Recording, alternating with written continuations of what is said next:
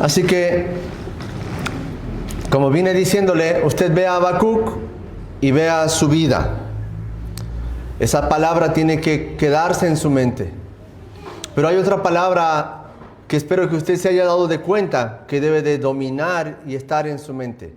Esta es la soberanía de Dios.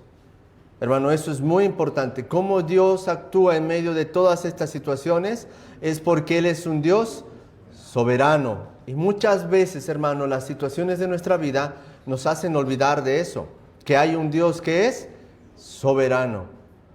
¿Sabe por qué sucede eso, hermanos? Porque las autoridades que nosotros hoy tenemos pueden ser burladas, ¿sí? Las autoridades que hoy nosotros tenemos pueden ser olvidadas, no pueden ejercer todo aquello que pudieran ejercer sobre las personas, porque el hombre puede huir de ellos, ¿verdad? Y muchas veces, queramos o no, hermanos, creemos que Dios es una autoridad de la cual podemos huir, de la cual se pueden escapar algunas cosas de control. Pero con Dios y en Dios no sucede así. Él es un Dios soberano. Eso quiere decir que todas las cosas que suceden, buenas como malas, están bajo el control de Dios, hermano. Y eso, hermano, no quiere decir, niños, que Dios provoque hacer las cosas malas en los hombres, porque eso puede surgir rápidamente. Porque hay muerte, entonces Dios provoca todo eso. No, Dios no provoca. Él tiene al control todo eso. El hombre puede tomar decisiones pequeñas, como qué comer, qué tomar, pero no puede tomar decisiones grandes. Él puede decidir entre lo uno y lo otro, la vida y la muerte.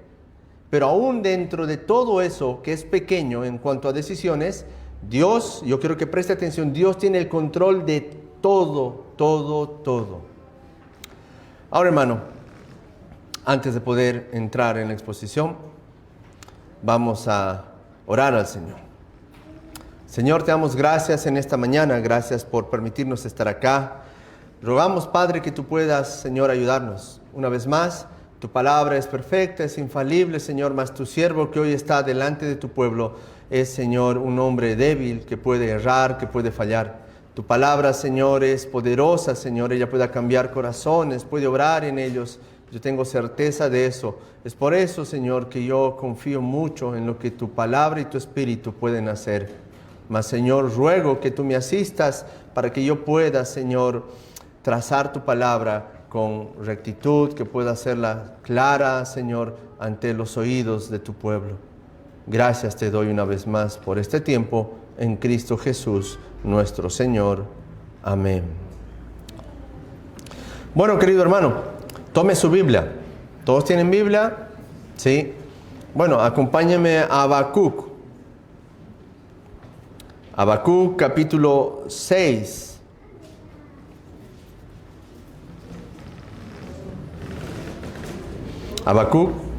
Capítulo 2, versículo 6. Ya le estamos aumentando 3 capítulos más, así que más tarea para usted. Habacuc, capítulo 2, versículo 6. Vamos a leer hasta el versículo 20, pero vamos a exponer hasta el 19. Es larga la lectura, ¿verdad? Sabe, muchas veces en la mente juega el hecho. ¿Cómo hacemos? ¿Predicamos los 20 versículos? Y hermano, es un tiempo en el cual yo creo que Dios es sabio y fiel para que podamos discernir, porque vamos a encontrar muchas cosas que van a ser importantes para nuestros oídos y para nuestros corazones. Así que desde el versículo 6 al 20, pero vamos a exponer hasta el 19. Dice así: ¿no han de levantar todos estos refranes sobre él y sarcasmos contra él? Dirán: ay del que multiplicó lo que no era suyo. ¿Hasta cuándo había de acumular sobre sí prenda tras prenda? ¿No se levantarán de repente tus deudores y se despertarán los que te harán temblar y serás despojo para ellos? Por cuanto tú has despojado a muchas naciones, todos los otros pueblos te despojarán. a causa de la sangre de los hombres y de los robos de la tierra, de las ciudades y de todos los que habitan en ellas. Ay del que codicia injusta ganancia para su casa, para poner alto su nido, para escaparse del poder del mal. Tomaste consejo vergonzoso para tu casa, asolaste muchos pueblos y has pecado contra tu vida, porque la piedra clamará desde el muro y la tabla del enmaderado le responderá. Ay del que edifica la ciudad con sangre y del que funda una ciudad con iniquidad. ¿No es esto de Jehová de los ejércitos? Los pueblos pues trabajarán para el fuego y las naciones se fatigarán en vano, porque la tierra será llena del conocimiento de la gloria de Jehová, como las aguas cubren la mar. Ay del que da a beber a su prójimo. Ay de ti que le acercas tu hiel y le embriagas para mirar su desnudez. Te has llenado de deshonra más que de honra. Bebe tú también y serás descubierto. El cáliz de la mano derecha de Jehová vendrá hasta ti y vómito de afrentas sobre tu gloria. Porque la rapiña del Líbano caerá sobre ti y la destrucción de las fieras te quebrantará a causa de la sangre de los hombres y del robo de la tierra, de las ciudades y de todos los que en ellas habitaban. ¿De qué sirve la escultura que esculpió el que la hizo? La estatua de fundición que enseña mentira para que haciendo imágenes mudas confíe el hacedor en su obra. Ay del que dice al palo, despiértate, y a la piedra muda, levántate. ¿Podrá él enseñar? Y aquí está cubierto de oro y plata, y no hay espíritu dentro de él.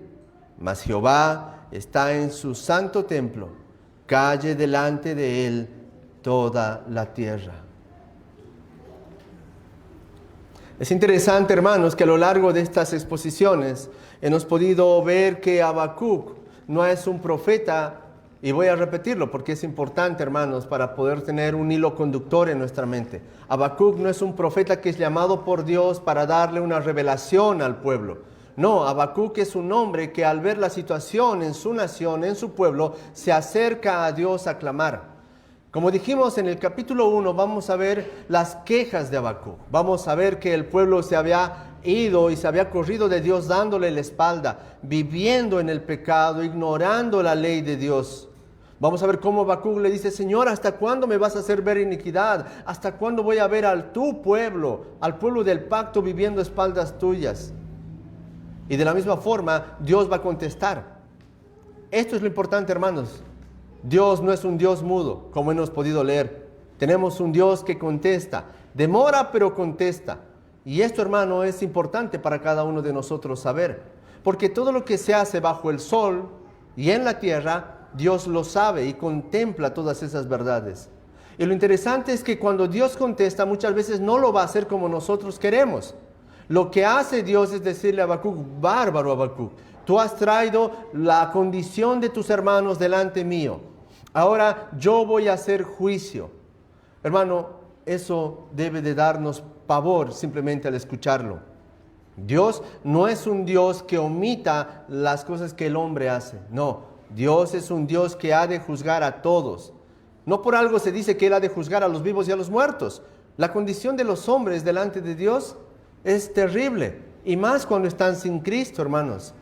No hay salvación. Y lo que dice Dios a Habacuc es que Él iba a usar a los caldeos, a los babilonios, un pueblo insignificante que iba a crecer, que iba a hacerse de fuerza, iba a tomar pueblos, naciones, iba a matar a sangre fría. Sus jinetes iban a ser como fieras. Sus caballos iban a ser tan duros que iban a pasar por todas las ciudades y por todos los pueblos, tomando su oro, su riqueza, sus mujeres, haciéndolos esclavos para poseer todo lo que tienen. Y en el segundo capítulo, nosotros hemos podido ver cómo Habacuc dice: está bien, Señor, está bien. ¿Sabe? Déjeme decirle algo, hermano. La historia que acabamos de leer y la que les relato ahora acerca de Israel no es la primera vez que sucede. Si usted ve el Antiguo Testamento, va a ver que el pueblo de Israel constantemente ha estado rebelándose a Dios. Si usted ve el libro de Jueces, va a ver que al final va a decir que los israelitas vivían como les daba la gana, porque no había quien gobierne. Y así siempre ha sido. Usted va a ver al pueblo de Israel en el desierto y algunos se van a rebelar. Van a estar furiosos contra Dios por la escasez de algunas cosas. Israel es un ciclo de queja, de juicio y de misericordia. Lo que nosotros vemos en Habacuc es todo lo que Habacuc ha vivido por vista de otros. Y cuando nosotros vemos a Habacuc escuchar todo lo que el Señor iba a hacer, vemos que Habacuc dice, sí, Señor, yo sé que tú vas a hacer todo eso, pero sé que no moriremos. Sé que no moriremos, nos castigarás, vas a usar como una vara a los caldeos, nos vas a corregir como un padre o un hijo, pero no moriremos. Hermano, es importante saber por qué Dios no termina con la nación de Israel. Porque Él tenía que cumplir su promesa, su palabra. Pero a la misma vez, hermano, cuando vemos el capítulo 2, no podemos dejar de ver que Habacuc tiene que escribir que esta visión se ha de cumplir. Que Israel, que el pueblo de Judá, que los hebreos iban a recibir su juicio tarde o temprano. Más tarde que temprano iba a llegar la mano del Señor. Una vez más, hermano, eso es de alegría y de gozo para nosotros. De gozo porque Dios ha de hacer justicia a su pueblo. De alegría porque sabemos que Él va a cumplir con todo. Pero también debe de haber un poco de tristeza en todo eso. Porque hay algunos que dentro de los judíos han escuchado lo que Habacuc había escrito y no hicieron caso al Señor.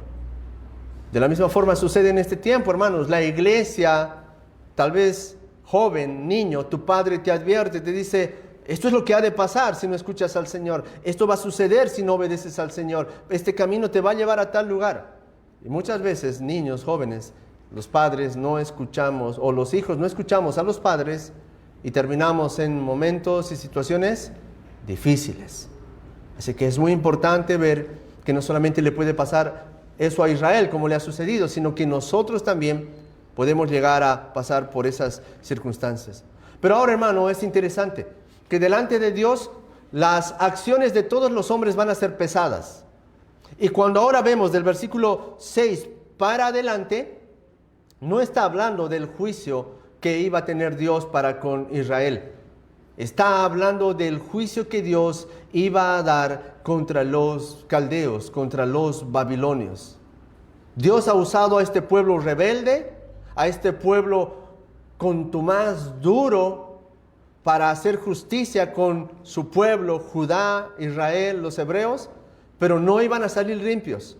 Ahora, yo me detengo ahí. Usted puede decir, pastor, usted acaba de decir que Dios es soberano, que Dios tiene en control todo, y acaba de decir que Dios ha usado a los caldeos, a los babilonios, para castigar a su pueblo. ¿Por qué tienen que pagar los caldeos? ¿Por qué tienen que pagar los babilonios si total Dios los está usando? Ahora, ahí es el punto, hermano, donde quiero detenerme. Hermanos, jóvenes, niños.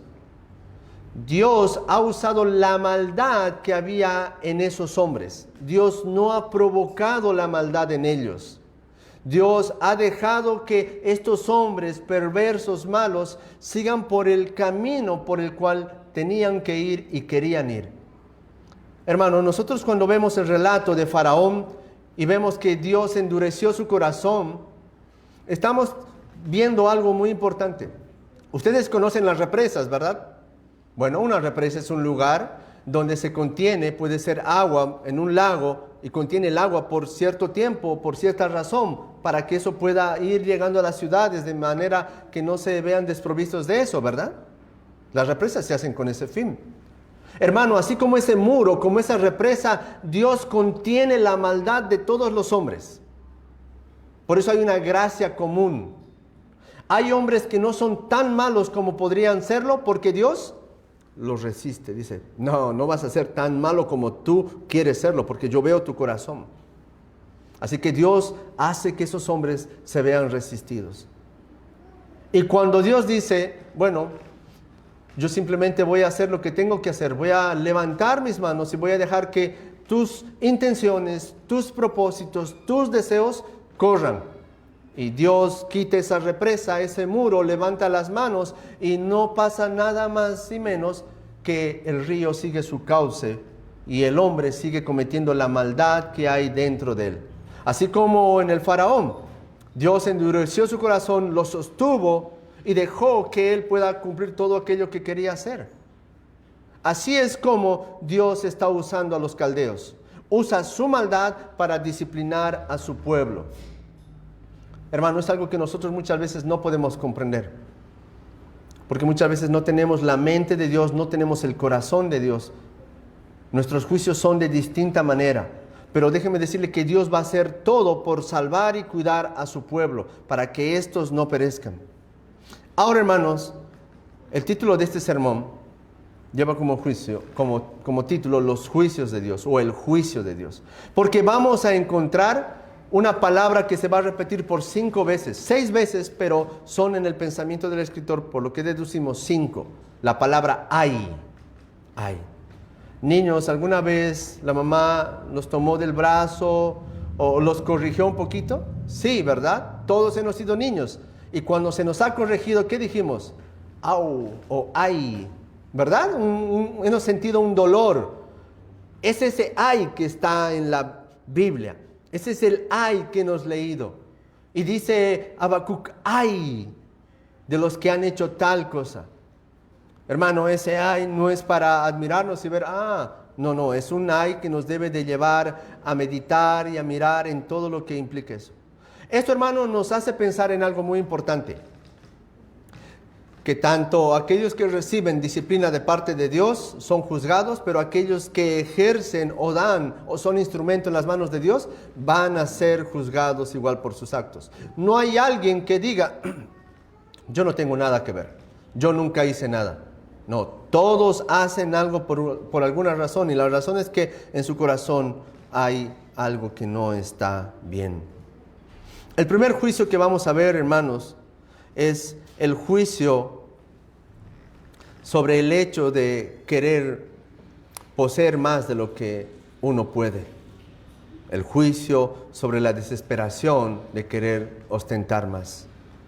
Vamos a leer lo que dice el versículo 7. No se levantarán de repente tus deudores y se despertarán los que te harán temblar y serás despojo para ellos. Porque cuanto tú has despojado a muchas naciones, todos los otros pueblos se te despojarán a causa de la sangre de los hombres y de los robos de la tierra, de las ciudades y de todos los que habitan en ellas. Los caldeos iban a crecer como nación, pero lo iban a hacer a costillas de otros. Este es el juicio que Dios tiene para aquellos que quieren progresar tomando lo ajeno.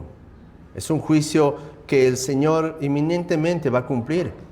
Por eso dice, ay del que multiplicó lo que no era suyo. ¿Hasta cuándo había de acumular sobre sí prenda tras prenda? ¿Hasta cuándo? Ay de aquel que toma lo que no es de él. Ahora, hermano, esto es interesante. Cuando nosotros vemos en esta versión, en la Reina Valera, hasta cuándo no va a dejar de acumular prenda tras prenda, lo que nos dice la Biblia de las Américas es, ¿hasta cuándo no vas a tomar prestado de otros? Estás progresando, estás teniendo 8, pero ¿hasta cuándo no vas a dejar de pedir prestado a los demás? Eso es lo que hacían ellos, pero en el sentido de que ellos robaban todo lo que tenían. Los caldeos tomaban de los demás pueblos. Si bien este pasaje, hermano, es la declaración de contra de los babilonios, porque usted puede decir, eso les dijo a los babilonios. Hoy no tenemos babilonios acá sentados, no hay caldeos. Pero es interesante, la palabra del Señor es eterna, es para siempre. Por algo la palabra está acá escrita. La palabra es útil para nosotros. Dice que toda la escritura es útil para corregir, para instruir, para capacitar al hombre, para que sea preparado para toda buena obra. Así que por alguna razón Dios quiere que nosotros veamos este pasaje. Me hubiese saltado estos 15 versículos, pero son muy importantes. Y aunque nosotros no seamos caldeos, hermano, y aunque no hayamos ganado algo matando a alguien o avasallando a alguien, es algo que nos debe de hacer reflejar, hermano, cómo está nuestro corazón, ver cuál es nuestra condición. No podemos dar por sentado y decir somos creyentes y no somos caldeos, no somos inconversos, por lo tanto estamos bien. La palabra siempre va a buscar que cada uno de nosotros analice cómo está nuestra condición delante de Él. ¿Por qué? Porque la Biblia y lo que hoy vamos a ver es todo el consejo de Dios para nosotros. Es así como debemos de tomarlo, hermano. Van a haber cosas duras que vamos a leer como esto, pero son cosas que nos van a abrir el ojo, el corazón, para poder pensar cómo nosotros estamos viviendo delante del Señor. Uno de estos juicios que vemos contra los babilonios es el hecho de que ellos querían engrandecerse, poseer muchas cosas. Las tuvieron y las quisieron, pero las han hecho de manera despiadada. De la misma forma, lo que podemos ver en este pasaje es que se nos señala que Dios iba a castigar eso en su debido tiempo. Y lo que hace Dios es aborrecer todo aquello que va en contra de lo que Él llama bueno. En su debido tiempo, los caldeos, los babilonios, van a pagar por todo esto que han hecho. Y eso es lo que estamos leyendo. Aunque no se haya cumplido, tarde o temprano se iba a cumplir eso. Hermano, ¿esto a qué nos lleva a mirar de manera práctica? A pensar que pudiera haber creyentes, hermanos, que toman más de lo que es suyo para poder prosperar. ¿Acaso no puede haber ese tipo de creyentes? Hermano, en primer lugar, no debemos de pensar que los únicos que pecan son las personas que están afuera. No, hermano. Hay personas que también están acá adentro o en otras iglesias que pueden pecar de esa misma forma. Pueden querer prosperar, pueden querer tener muchas cosas y las pueden tomar de manera que no es aconsejable. Es por eso que nosotros debemos de considerar que debemos de vivir de manera racional y ver nuestro estado y gozarnos en el que estamos. Porque sabe que hay algo que es duro para los hombres, es pasar escasez. Pero hay una gran diferencia, pasar necesidad conociendo a Dios, a que pasarla sin conocer a Dios. Los caldeos no conocían a Dios, por lo tanto ellos querían todo lo que estaba a su frente, a su izquierda, a su derecha. Ellos querían todo lo que había dentro de ese pueblo que estaba destruyendo. También, hermano, nosotros debemos de meditar que muchas veces nosotros podemos vivir insatisfechos con lo que el Señor nos ha dado. Y eso no debería ni es bueno para nosotros. Muchas veces, hermano, por malas decisiones, uno puede decir, vamos a aprovechar las cosas que da este país. ¿Verdad? Este país es generoso, es bueno. Pero déjeme decirle que hay muchos creyentes que pueden abusar de eso, de lo que este país ofrece para aquellos que necesitan realmente. Pueden decirme, no, voy a ahorrarme unos cuantos pesos si voy a comer a tal lugar y me lo dan gratis. ¿Sucede o no sucede esas cosas? O pueden haber personas que dicen ser creyentes y van a postular, a formar, ser parte de ciertos movimientos para querer tener ciertas ganancias extras. Total, yo guardo todo lo que trabajo y aquello que me dan, total, no tengo que rendir cuentas a nadie y puedo ahorrarme un poco de dinero. Hermano, no estoy hablando algo que sea lejano a la realidad.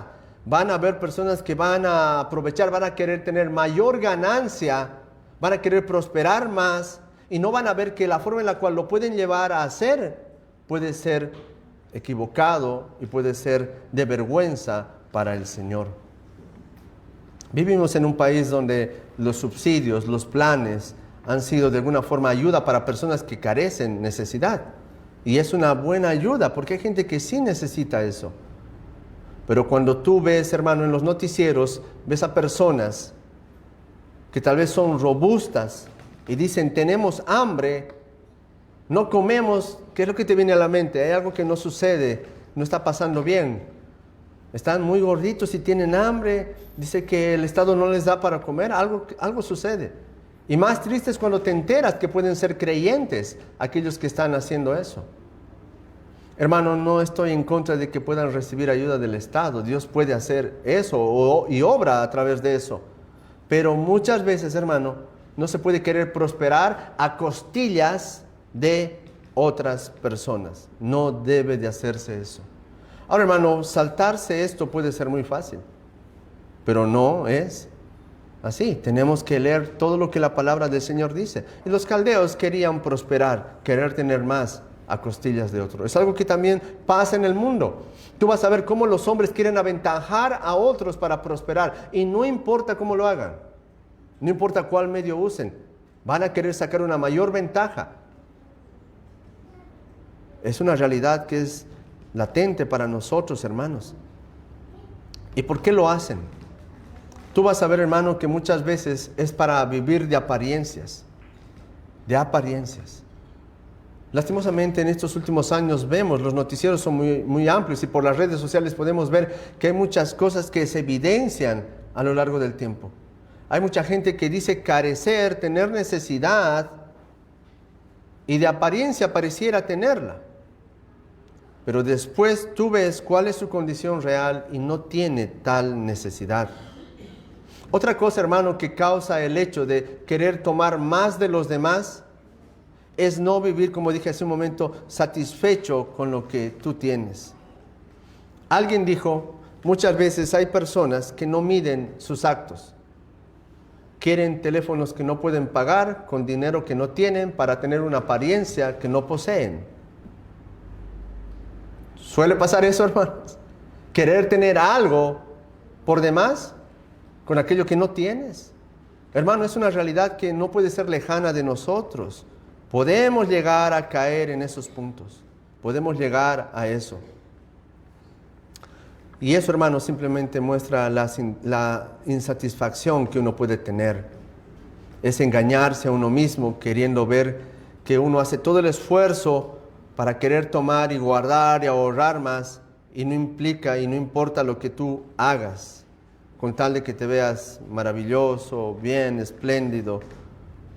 Y eso, hermano, es triste porque no es con el esfuerzo que has ganado, con un trabajo limpio, y de eso nada sirve. Eso es abusar de todo lo que el Señor puede dar como una gracia común en algún sentido por el hecho de que hombres hagan. Los babilonios prosperaban, no por su esfuerzo, sino porque ellos sometían a otros, abusaban de otros. Ese era el motor de su prosperidad. ¿Sabe, hermanos?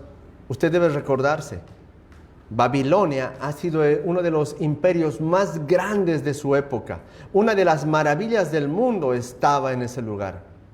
Todo era oro, era grande. ¿Pero cómo lo poseyeron? Ahora vamos a leer algo que nos va a dar la razón, hermano. ¿Sabe? Jeremías 50, en adelante dice: y los caldeos quebraban las columnas de bronce que estaban en la casa de Jehová, y las basas y el mar de bronce que estaba en ella, en la casa de Jehová, y llevaron todo el bronce a Babilonia.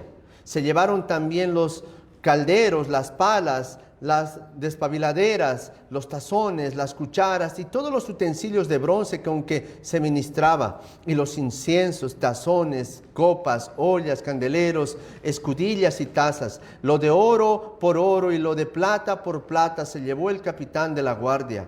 Las 2 columnas, un mar de las 12 pliegues de bronce que estaban debajo de las basas que había hecho el rey Salomón en la casa de Jehová. El peso del bronce de todo esto era incalculable. En cuanto a las columnas, la altura de cada columna era de 18 codos y un cordón de 12 codos que rodeaba.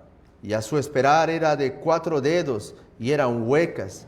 Y el capitel de bronce que había sobre ella era de una altura de 5 codos, con una red y granadas alrededor del capitel, todo de bronce, y lo mismo era la segunda columna con sus grandes granadas. Había 96 granadas en cada hilera, todas ellas eran de 100 sobre la red alrededor de cada una de ellas. Bueno, así cualquiera puede hacer una nación. Los babilonios, los caldeos eran hombres que habían saqueado todo aquello que poseían. De la misma forma, hermanos, nosotros podemos ver que es parte de la insatisfacción. Puedes tener algo, pero puedes seguir viviendo sin vivir el hecho de querer tener una razón. Esto, hermano, sucede, queramos o no. Y Dios emite un juicio sobre todo esto. La insatisfacción que puede haber, o el hecho de querer prosperar, progresar más allá de tu esfuerzo, tomando de los demás, no es algo que agrade a Dios. Uno puede decir, como les dije hace un momento, pero Dios los mandó, Él los llevó a hacer eso. No, simplemente es lo que había en el corazón de esos hombres.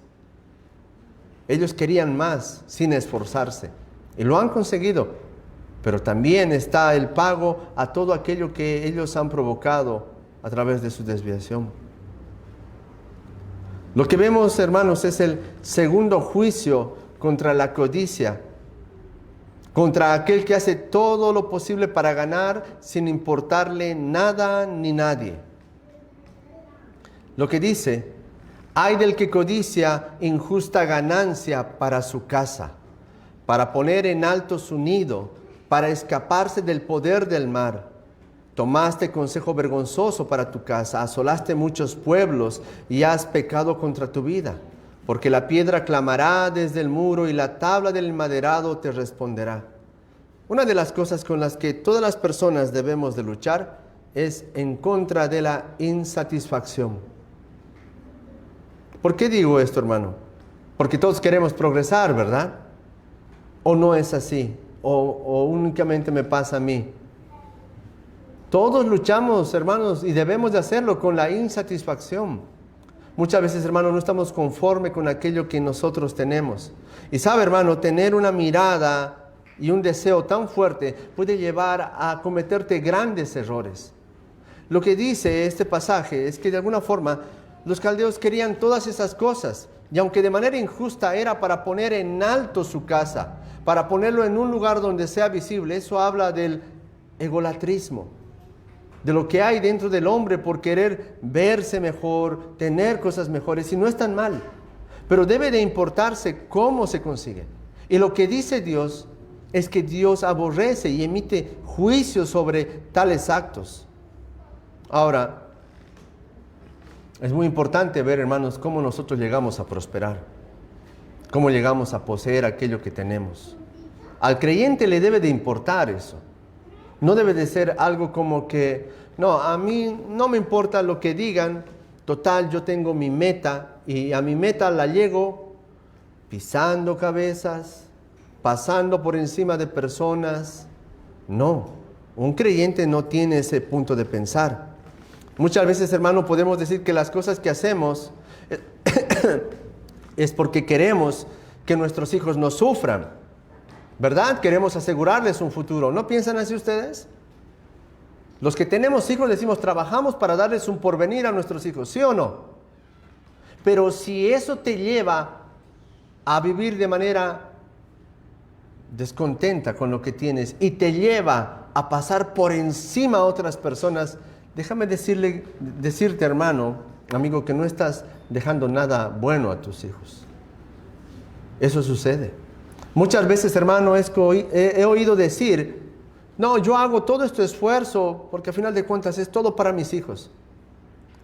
Es bueno, hermano, que pienses en tus hijos, pero no es bueno que puedas hacerlo de cualquier forma. No es bueno que no te importe la forma en la cual viene aquello que quieres dejarle a tus hijos. La forma de conseguirlo importa.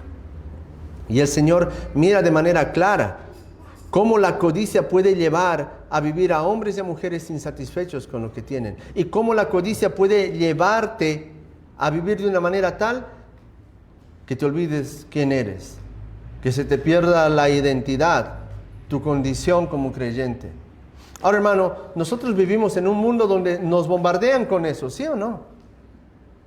Tú tienes un teléfono, el iPhone 17 Pro Max, Ultra, no sé qué, y déjame decirte que en unas cuantas semanas o meses va a aparecer el otro.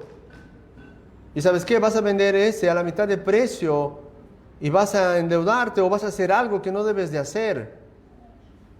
Muchas cosas, hermanos, de las que vemos provocan que los hombres vivan en ese rumbo. Y no solamente, escúchenme, jóvenes, niños, no solamente las personas grandes. Gracias a ese juego Fortnite he escuchado que hay otros niños que pueden tomar dinero de las carteras de sus madres, de las billeteras de sus padres, y pueden ir y cargarse un montón de plata para tener no sé qué cosas. Yo sé que ustedes tal vez han escuchado eso. He escuchado a algunos decir, mi hijo ha agarrado esto. No simplemente puede pasar la insatisfacción sobre las personas adultas, sino también sobre los niños. Ahora, hermano, eso nos va a llevar a mirar cómo nosotros les acercamos esas cosas.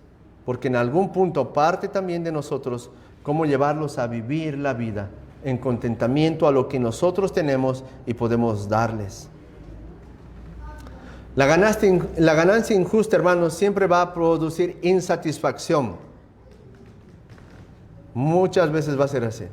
Vas a ver personas que van a querer lo uno, lo tienen, y luego quieren más y más y más. Si Dios no es el centro de tu vida, no hay nada que lo llene, amigo, amiga, hermano. Si Cristo no es el centro de tu vida, por más que tú te construyas un palacio y las escaleras o el elevador sean de oro y al abrirlo encuentres un mármol precioso y tengas un chef, si no está Cristo en medio de tu vida, vas a vivir insatisfecho. Tú te preguntas, ¿por qué los hombres poderosos de este mundo viven así? Tienen casas en todos los lugares. ¿Por qué no hallan un lugar donde vivir? Porque en la realidad un edificio, una estructura no hace una familia, no hace un hogar. Lo que hace un hogar, una familia, es las personas con las que compartes, lo mucho o lo poco que puedas tener. ¿Y cómo se muestra esa insatisfacción?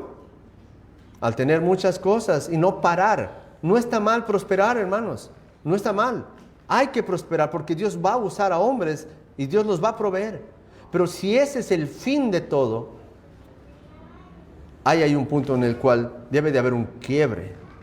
La insatisfacción no solamente se ve en lo material. Tú vas a ver que hay hombres prósperos o no, artistas famosos. No sé cuántas esposas o hombres cambian por año. ¿Ves una insatisfacción en eso?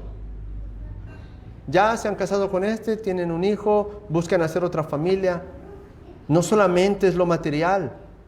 Hay algo que también sucede en el corazón y es porque sucede en el corazón que se ve reflejado dentro de sus hogares y sus familias. Ahora, ¿qué nos dice Dios acerca de querer vivir insatisfecho con lo que el Señor provee? ¿Sabe? Eclesiastés 5:10 dice, el que ama el dinero no se saciará de dinero, y el que ama el mucho tener no sacará fruto. También esto es vanidad. Cuando aumentan los bienes, también aumentan los que los consumen. ¿Qué bien pues tendrá su dueño sino verlos con sus ojos? Hermano, una vez más, no estoy en contra de trabajar y prosperar. A mí me gusta trabajar. Los que me conocen saben, yo soy una persona que soy activo, me gusta trabajar. Pero gracias a Dios adquirimos un equilibrio por su misericordia. Y tenemos que vivir en ese equilibrio. No debe de ser que en la mente esté el hecho de meditar y pensar únicamente en todo aquello que queremos conseguir. La pobreza no es algo que alguien quiere, por eso trabajamos, para llevar alimento al hogar.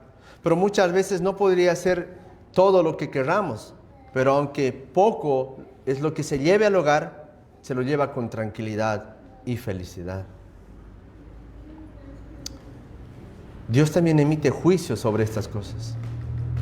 Hermano, esto usted podría decir, sí, eso eran los caldeos y esos son los inconversos. Muchas veces nuestra mirada es siempre hacia afuera, hermanos. Pero dice que el juicio empieza por la casa del Señor. El juicio empieza acá. El Señor quiere que nosotros veamos cómo es la vida sin el Señor. Y de alguna forma, hermanos, nosotros vemos que el dinero, el oro, la plata, no traen satisfacción completa. Tú vas a ver lo que dice Eclesiastés en la vida de algunas personas. Ya han conseguido algo y no está mal tener metas. Pero no es que tu vida sean las metas. No, tiene que haber un propósito, un fin por el cual Dios ha redimido tu vida.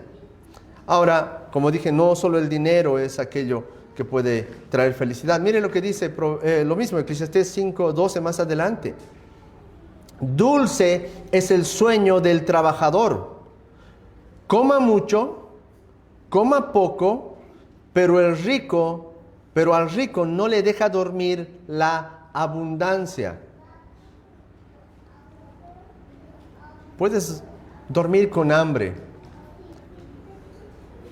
Puedes no haber comido todo lo que tú quieras, pero hay una paz en tu corazón sabiendo que lo que tienes no es tan poco y tampoco es mucho que te lleve a pensar, ¿qué voy a hacer con todo lo que tengo?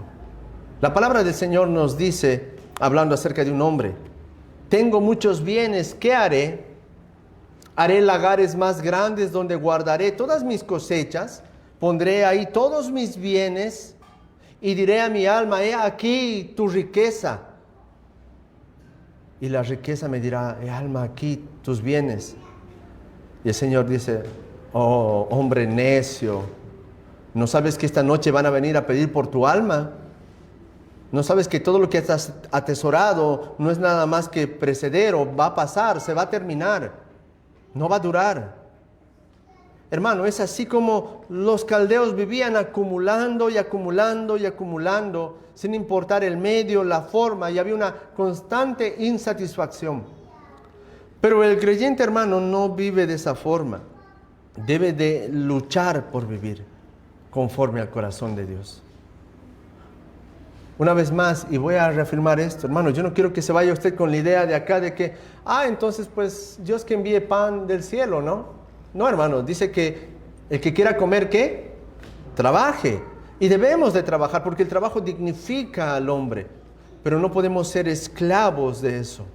Tiene que haber un equilibrio. Y como dice Eclesiastés, hermano, nosotros podemos descansar y tener un dulce sueño sabiendo que hay mucho o hay poco.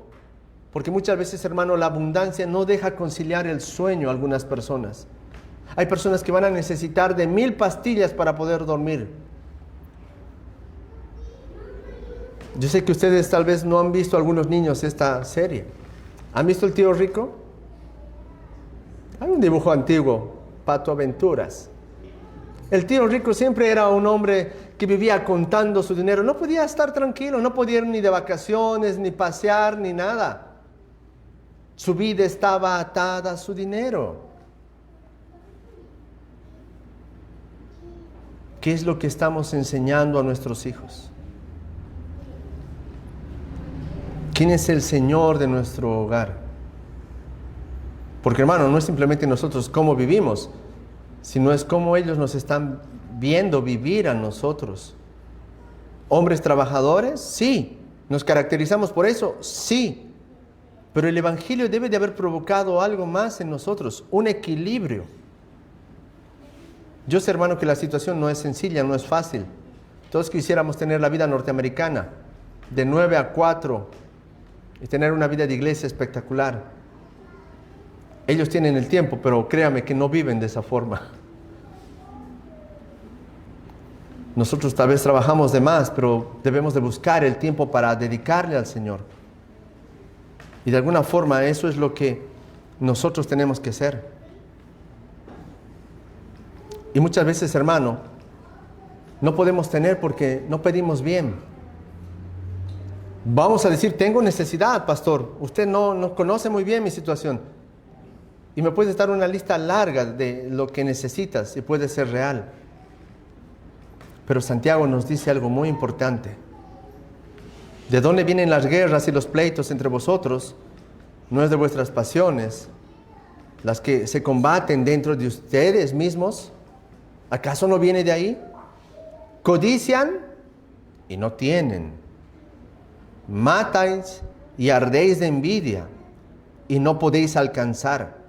Combatís y lucháis, pero no tenéis lo que deseáis, porque no pedís.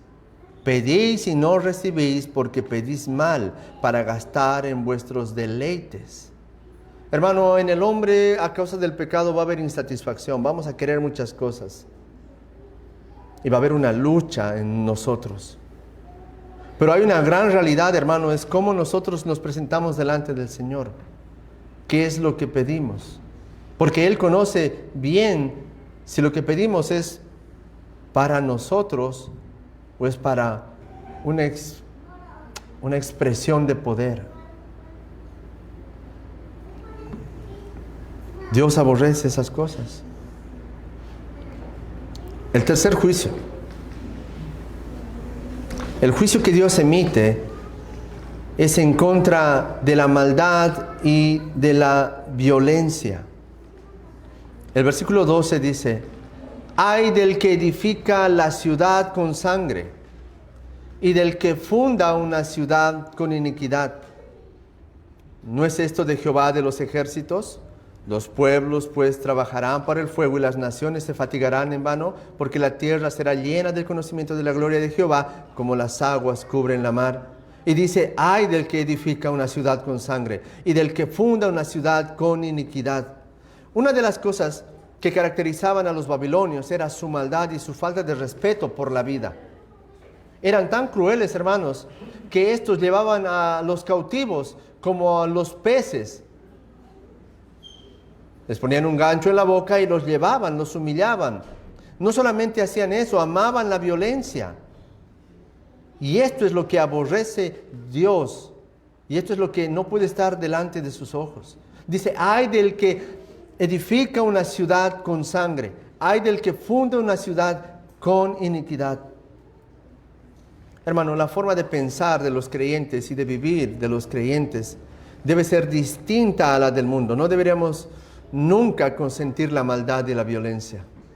El establecer algo como violento, como malvado, debe de provocar en nosotros una ira santa, por así decirlo. Aborrecer lo que Dios aborrece.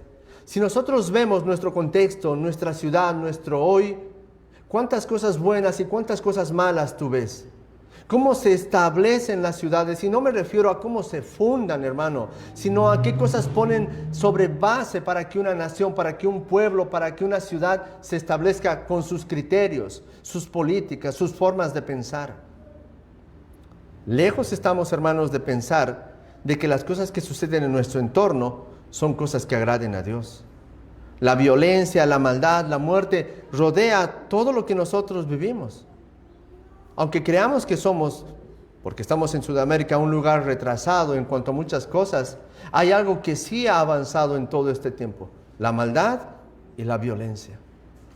Tú vas a ver que hay cosas que son aborrecibles y ahora las llaman buenas. El respeto, hermano, por la vida debe de ser algo que como creyentes debemos de poner en alto y no dudar de decir lo que Dios dice acerca de eso. El respeto por la vida y por lo que la violencia hace y la maldad provoca, no es algo que se debe de hablar simplemente en un lugar, sino debe de salir de la boca de todos los creyentes, porque aborrecemos lo que Dios aborrece. Y dice Dios: ay del que establece una ciudad con maldad, con violencia. Nosotros tenemos una mirada distinta a lo que el mundo vive hoy. Pero ¿dónde están nuestras voces? ¿Dónde están aquellos hombres que van a decir: no, esto no está bien, no está mal por donde lo veas? ¿Dónde están los hombres que van a corregir todas esas cosas? Desde lo que hablen en su hogar, en su familia. Hoy ves al mundo, hermano, en medio de un gran problema. Cuando hablamos de dolor, de conflicto, muchas veces el hombre es indolente. A ver si lo que yo les voy a relatar no es así. Hoy vas a ver al mundo, a una persona tal vez común en medio de un accidente. O vas a ver a una persona que está viendo cómo otros se golpean.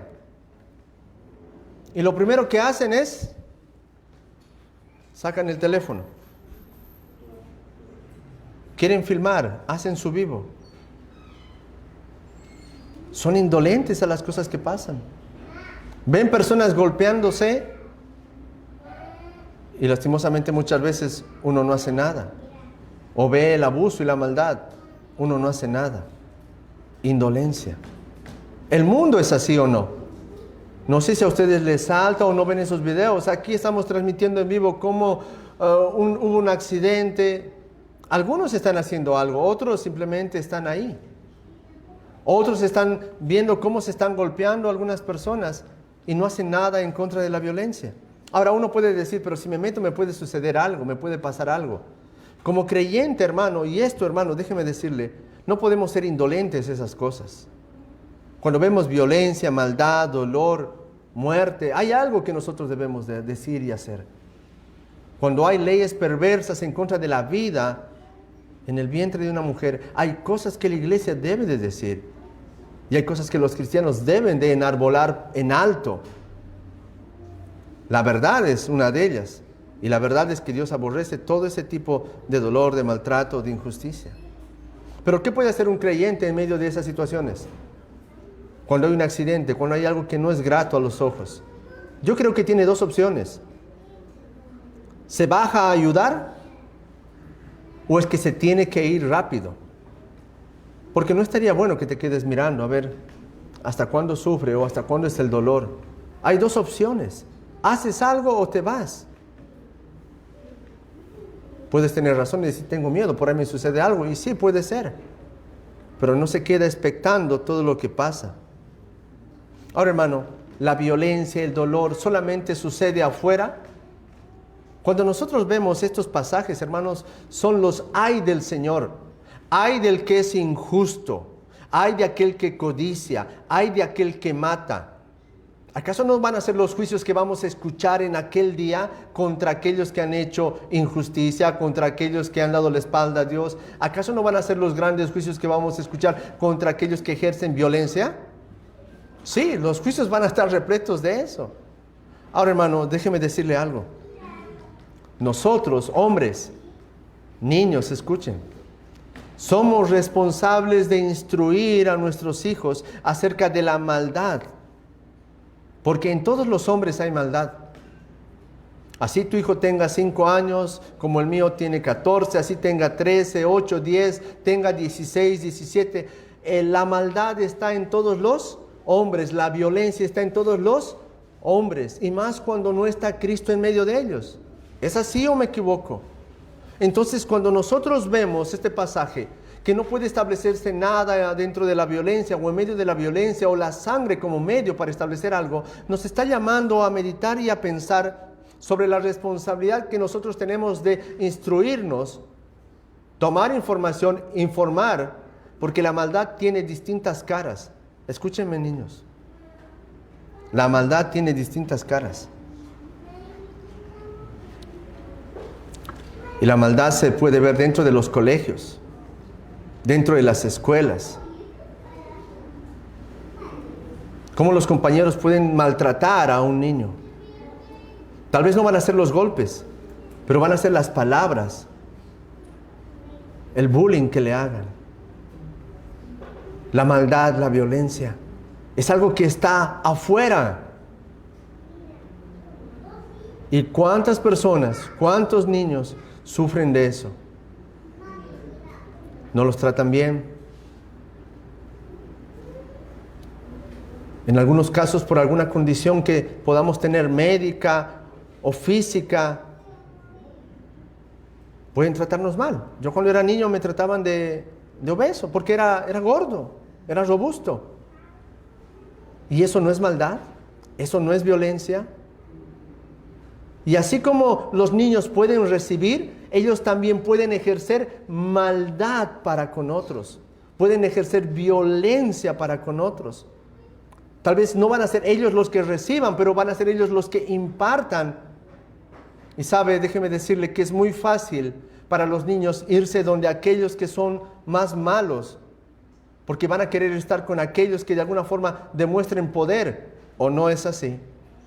Los niños se van donde ven fuerza, poder, porque quieren estar con ellos. Uno, porque no quieren ser atacados, buscan resguardarse en eso y simplemente adoptan esa conducta, esa forma.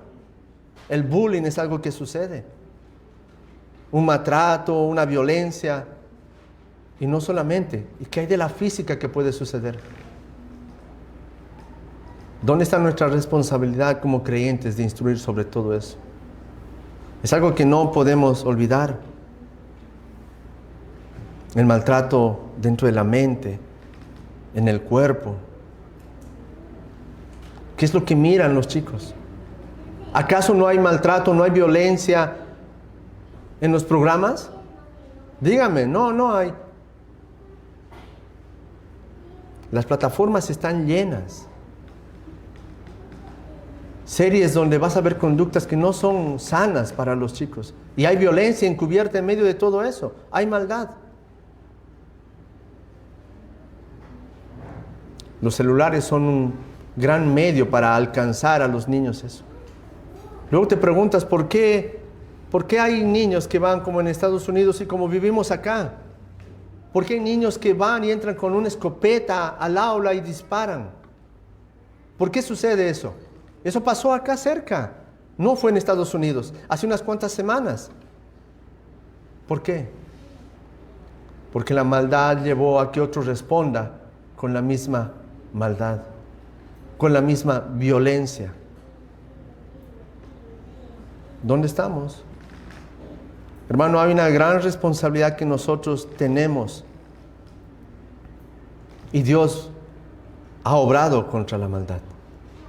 Génesis 6, capítulo 6, versículo 11 dice algo muy importante. Y se corrompió la tierra delante de Dios, y estaba la tierra llena de violencia. Y miró Dios la tierra, y he aquí que estaba corrompida, porque toda carne había corrompido su camino sobre la tierra. ¿Era así o no? ¿Es así o no? El hecho de leer y aprender esto, hermanos, simplemente nos hace ver que nosotros somos responsables.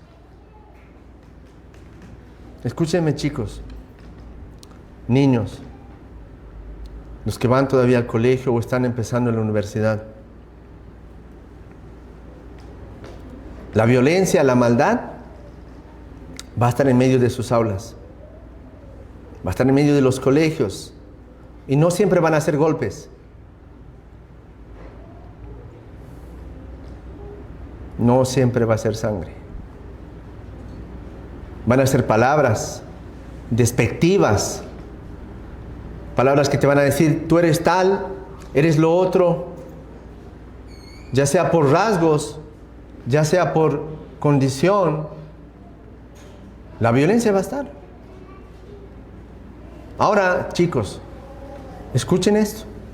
Uno puede responder con lo mismo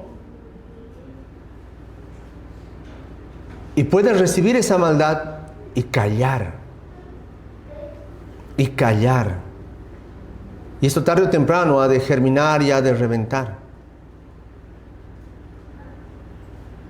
Es por eso que también nosotros, como padres, debemos de enseñar cómo nuestros hijos pueden defenderse de esas cosas.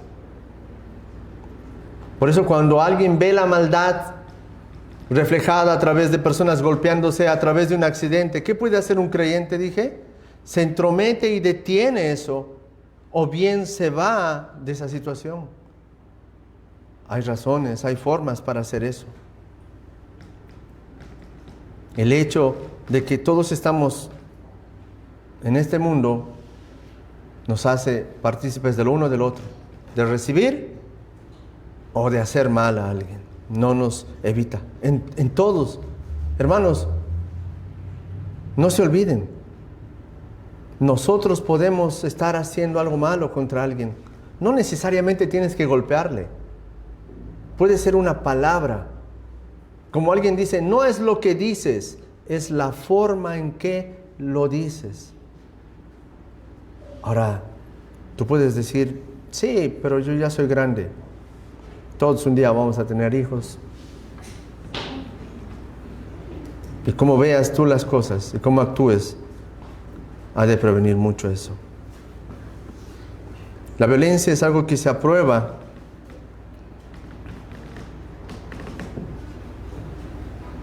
Y como dirán, pero pastor, una vez más, ¿acaso los caldeos no han hecho violencia porque Dios los ha mandado? ¿Por qué hay hombres que cometen homicidios en este tiempo? ¿Por qué suceden todavía violaciones? Porque la maldad todavía está en los hombres. Y simplemente Dios deja que cada uno vaya tras el rumbo que quiere ir. Pero eso sucede por la dureza de sus corazones, simplemente.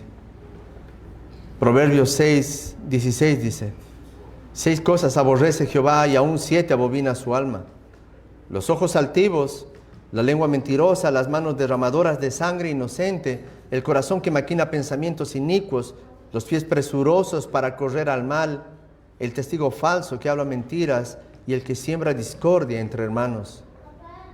La maldad se puede evidenciar por muchas de esas cosas que he leído. No simplemente es sangre, hermanos. El cuarto juicio, el juicio contra la embriaguez y la desnudez.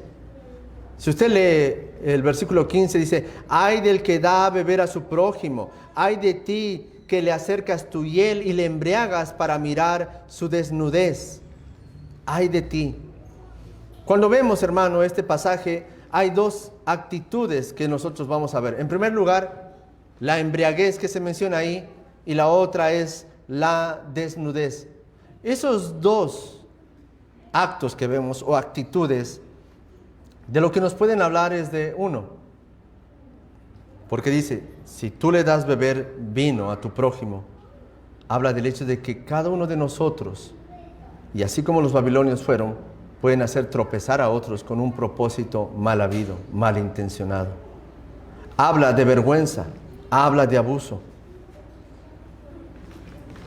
Esta era una de las formas en la que los babilonios actuaban para con los demás en su tiempo, engañándolos para tomar ventaja de ellos. Lo que significa, hermanos, es que estos hombres usaban del poder que tenían para embriagar a todos aquellos que estaban. Y yo les voy a leer lo que dice Jeremías. Y es muy interesante cómo Dios los iba a usar de esta forma. Jeremías 51:7.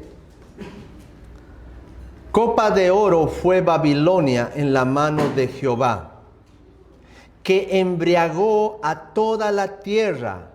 De su vino bebieron los pueblos, se aturdieron, por tanto las naciones cayeron.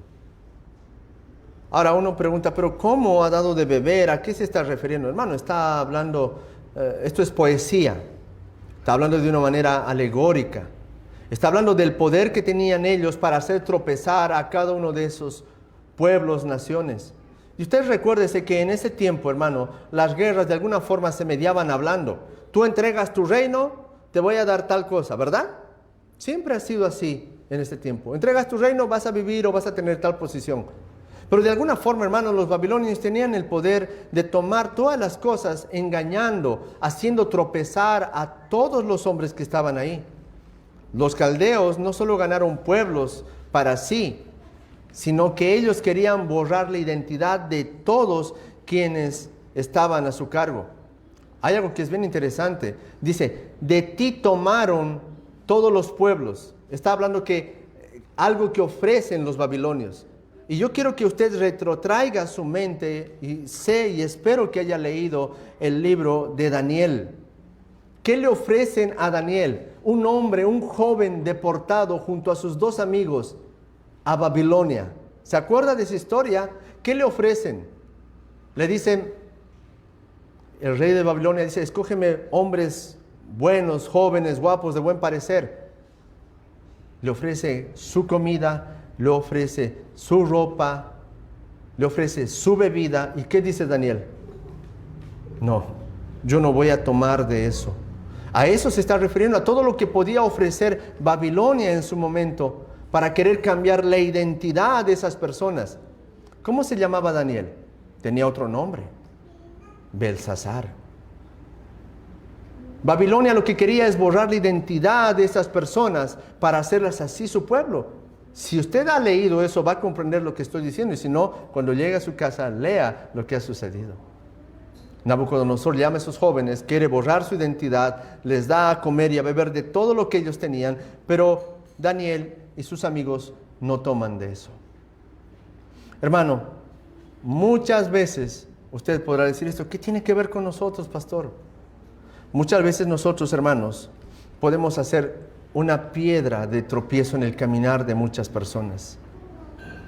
Cuando nosotros vemos esta imagen, que alguien le ofrece algo a una persona, es la actitud que tiene con el propósito de ver algo. Y eso, hermano, nos debe de hacer mirar conscientemente en las cosas que nosotros hacemos. Ahora, hermano, ¿qué es lo que quiere hacer este mundo con las personas? ¿No quiere embriagar a los hombres y a las mujeres con apariencias para cambiar su identidad? ¿Quiere hacer eso o no, hermanos? ¿O parece que yo únicamente entiendo esto así? El mundo, hermanos, de alguna forma, la Babilonia de este tiempo, donde hay creyentes que viven, ofrece muchas cosas para que muchos hombres beban de lo que este mundo ofrece, puedan ser embriagados y puedan ser avergonzados. Porque lo único que ofrece este mundo es eso: satisfacción momentánea con una vergüenza eterna. Eso es lo que ofrece el mundo. Y hay muchos que tal vez están dispuestos a correr por ese mundo. Pero así como el mundo puede ser una piedra de tropiezo para nosotros, porque hay muchas cosas que se nos ofrecen. Si tú ves tu celular y pones una palabra vuelo, el algoritmo te va a mandar o no te va a mandar todas las notificaciones que hay para hacer un vuelo, ¿o no? El mundo te ofrece muchas cosas que con teclarlo te aparecen, y lo que quieren es, de alguna forma, embriagarte con todo eso, para luego ver tu vergüenza, tu desnudez. Y de la misma forma nosotros podemos actuar como una piedra de tropiezo en ese sentido. Nosotros podemos ser aquellos que hagan tropezar a nuestros hermanos, o incluso aquellos que quieran acercarse al Señor. Pero ¿cómo lo hacemos? Tú no le vas a ofrecer bebida, tú no le vas a ofrecer algo que sea obsceno, ¿verdad?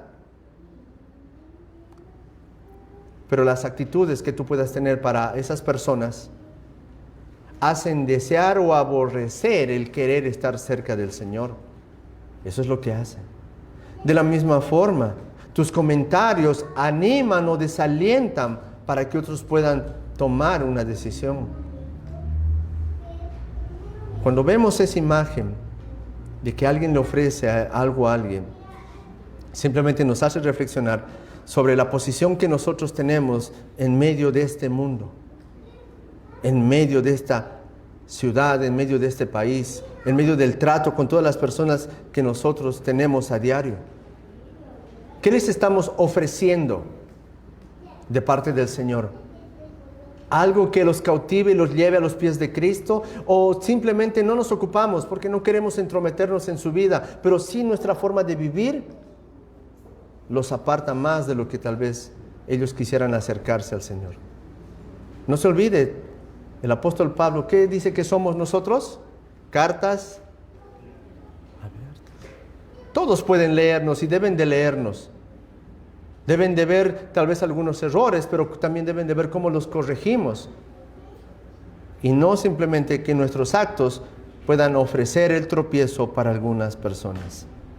Mateo 18:6 dice: cualquiera que haga tropezar a alguno de estos pequeños que crean en mí, mejor le fuera que se le colgase al cuello una piedra de molino de asno y que se le hundiese en el profundo del mar. Ay del mundo por los tropiezos, porque es necesario que vengan tropiezos, pero ay de aquel hombre por quien viene el tropiezo.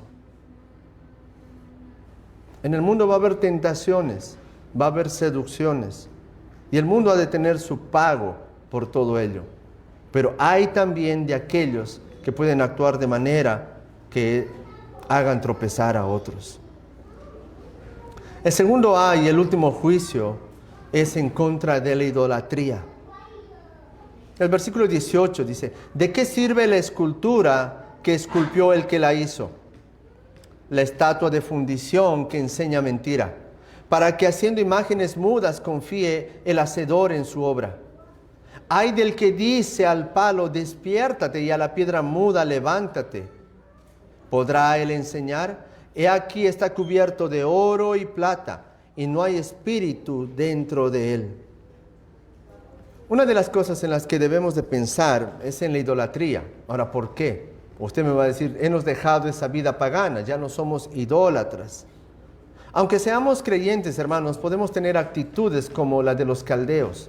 Podemos tener formas en las cuales podamos querer ir y tener nuestros dioses. Ay, hermano, eso. No se olvide, los caldeos robaron mucho oro, mucho bronce, mucha plata. ¿Y se acuerda qué estatua hizo Nabucodonosor? Todo lo que poseía era su Dios y se hizo un Dios a sí mismo. Y de la misma forma, hermanos, cuando nosotros vemos este pasaje, dice, ay del que le dice al palo, despiértate, a la piedra muda, levántate. Aquel que ve aquello que es de oro o plata como si tuviese espíritu dentro de él. Está hablando de la idolatría, hermanos, y del juicio que Dios va a emitir sobre eso. Y nosotros, hermanos, no estamos exentos de eso. No tenemos acá una imagen, no tenemos un Dios, no hay nada de eso. Pero como dice un buen escritor, hay dioses dentro del corazón. Hay dioses dentro del corazón.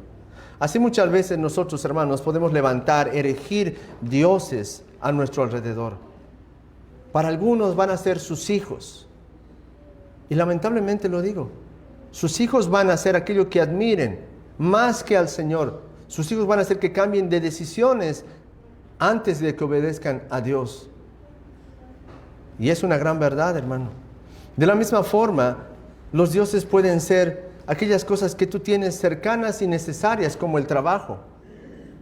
Hay gente que va a vivir pensando día y noche en qué ha de hacer, y no está mal trabajar.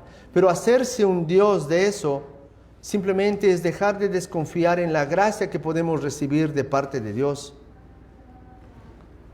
Ahora, para hacerlo rápido por el tiempo, ¿cómo reconoces si tienes un ídolo?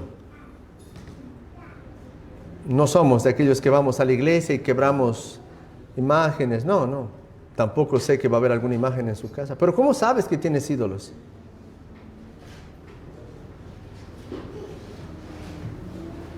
¿Dónde pasas la mayor cantidad de tiempo cuando tienes la oportunidad?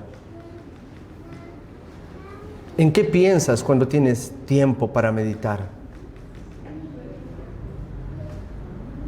Donde esté la mayor parte de tu tiempo libre, puesta tu mente ahí, allí está tu Dios.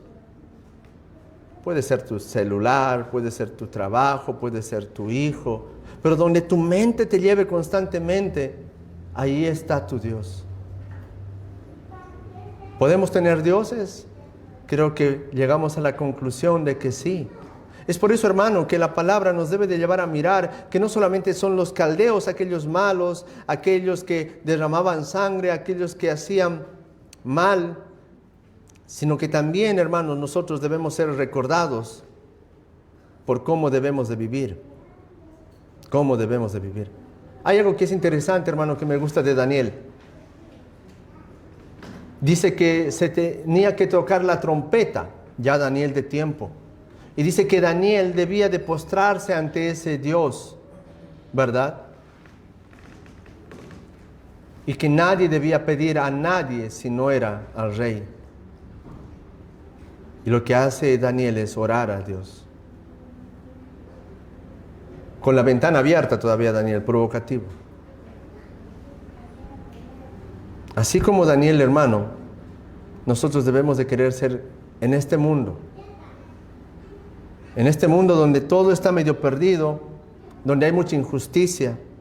Y nosotros debemos de pensar, hermanos, tal vez en algún momento, por alguna razón, en alguna circunstancia de nuestra vida, hemos querido tener o hemos tenido alguna ganancia deshonesta. No hemos vivido satisfechos con lo que el Señor nos ha dado y hemos hecho algo que no era correcto.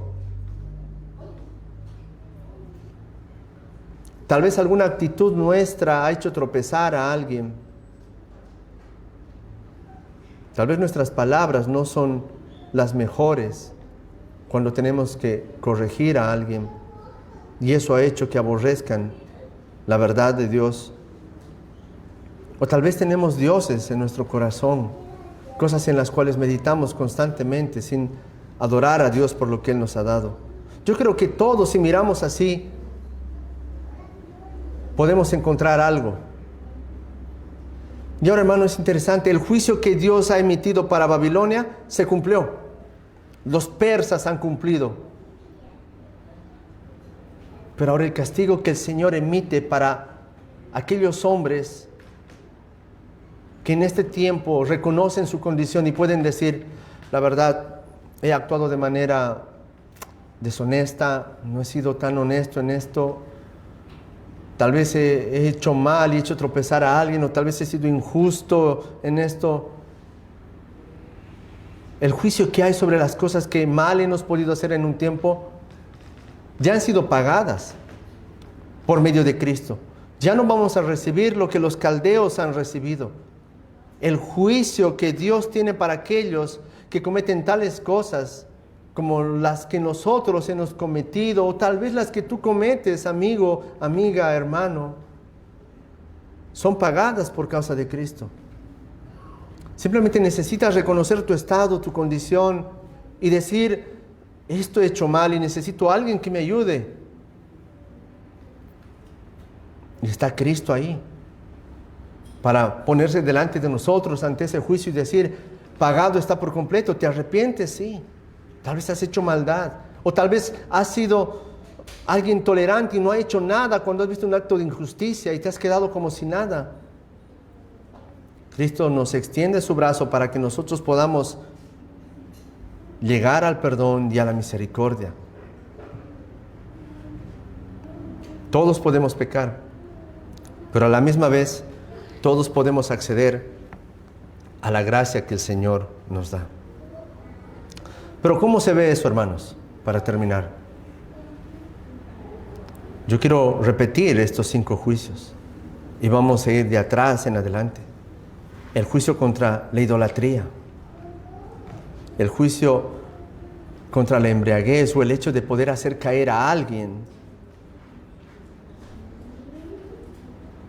el juicio contra la maldad y la violencia, el hecho de no discernir correctamente, el juicio contra la codicia y la insatisfacción que podamos tener, o con el hecho de querer multiplicar lo que tenemos sin importar el costo que tenga. Todos podemos recibir la gracia del Señor. Pero ahora, aquellos que somos creyentes y ya tenemos a Cristo, para aquellos que no tienen a Cristo, corran a sus pies. Él puede darles vida eterna y salvación. Pero a nosotros, a los que tenemos a Cristo y hemos errado, ¿qué nos toca hacer? ¿Pedir perdón igual? Sí. Pero hay algo que es importante, hermano. Cuando Cristo predica en la casa de un hombre pequeño, Zaqueo, él entra a comer con él. Después sale, se despide y Zaqueo le dice: Señor, si he defraudado, si he engañado, si he hecho mal a alguien, 2 veces, 4 veces le voy a devolver. Existe la restauración que Dios hace con Zaqueo, ¿verdad? Lo restaura. Pero también existe la restitución, el hacer cosas para que cambien todo aquello que uno ha hecho. No simplemente es el perdón, me he equivocado, no. Muchas veces nos va a tocar decir, ir a hacernos un viaje de media hora, 15 minutos, ir y tocar la puerta. ¿Sabes? Lo siento, he hecho mal. O tal vez está en medio de tu familia la persona que tú le has hecho mal. Hay arrepentimiento, pero también tiene que haber una actitud de mostrar todo lo contrario. Cuando el Señor nos llama a eso, nosotros debemos ser prontos para oír y rápidos para actuar. Oremos al Señor. Te damos gracias, Padre, en esta mañana. Gracias por tu palabra, por todo lo que tú nos das.